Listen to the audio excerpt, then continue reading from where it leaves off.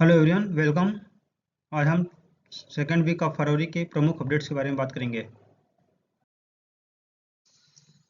RBI के नए governor Sanjay Malhotra की अध्यक्षता में रेपो रेट को 0.25% कम करने का निर्णय लिया गया है। अब रेपो रेट घटकर 6.25% रह जाएगा। रेपो रेट वह दर होता है जिस पर बैंक जो आरबीआई से अल्पकालीन उधार लेते हैं।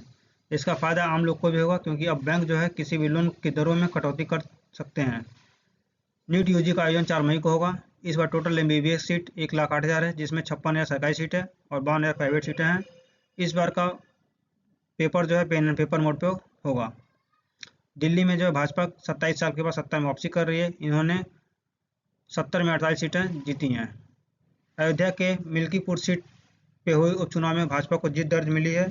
इसमें भाजपा के चंद्रभान पासवान ने सपा के अजित प्रसाद को लगभग 61,000 वोटों से हरा दिया। किसी आरोपित को गिरफ्तारी का आधार बताना औपचारिकता ही नहीं, बल्कि एक उसका संवैधानिक अधिकार है। सुप्रीम कोर्ट ने यह अधिकार आर्टिकल 22 को फिर से जो है याद दिलाया। यह मामला एक विनय कुमार के नाम के व्यक्ति को फाइनेंशियल फ्रॉड के रूप में गिरफ्तार किया गया था, उस पर दिया गया। अब उद्यमी बनने की इच्छा रखने वाले ग्रामीणों को आसानी से सरकारी बैंकों से लोन मिल जाएगा। इसके लिए एक क्रेडिट स्कोर के आधार पर उनको लोन देने की व्यवस्था की जा रही है। इसके लिए सरकारी बैंकों को एक फ्रेमवर्क बनाने की जिम्मेदारी दी गई है। साथ ही साथ सेल्फ हेल्प ग्रुप से जुड़ी महिलाओं को भी उद्यमिता बनने के लिए लोन मिलेगा। क्रेडिट स्कोर के आधार पर माइक्रो उद्यमियों को 5 लाख तक का लोन का क्रेडिट कार्ड मिलेगा। ऑस्ट्रेलिया की टीम 14 साल बाद श्रीलंका में टेस्ट सीरीज जीतने में सफलता मिली है।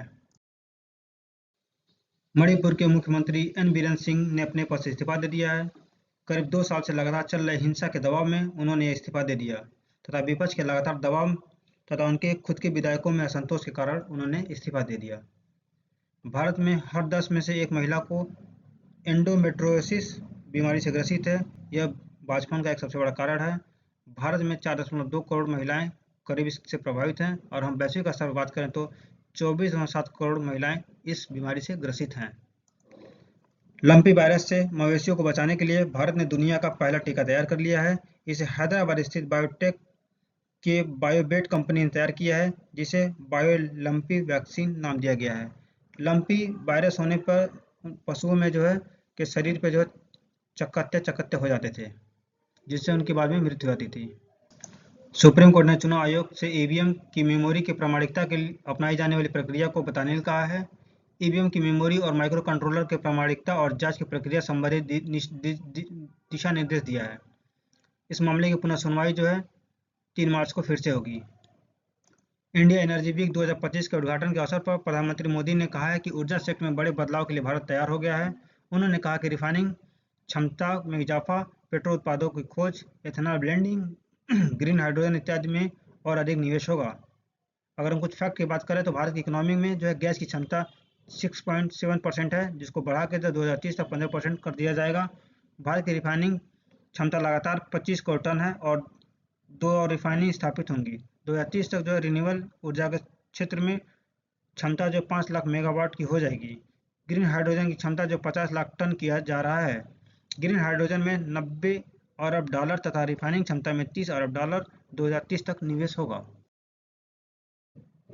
केकेआर का आरसीबी से भिड़ंत के साथ 22 मार्च से आईपीएल 2025 का आगाज हो जाएगा।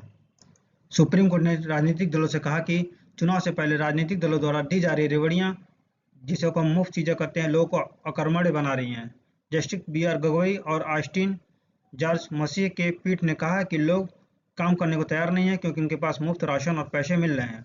उन्होंने ये सवाल किया कि राष्ट्र के विकास में योगदान के लिए ठीक नहीं है। कहा कि बेहतर लोगों के लोग होते हैं तभी बेहतर समाज बनती है और देश के विकास में सहायता मिलती है। भारत और फ्रांस मिलकर छोटे परमाणु रिएक्टरों के डिजाइन और उनके उत्पादन में सहयोग के लिए तथा साथ साथ एआई के क्षेत्र में आपसी सहयोग पर सहमति बनी है। पीएम जो अभी फ्रांस के दौरे पर गए थे। पंचायती राज मंत्रालय और भारतीय लोक प्रशासन संस्था द्वारा जारी पंचायत डिवोल्यूशन इंडेक्स पे जारी किया गया, जिसमें कर्नाटक को प्रथम स्थान मिला है।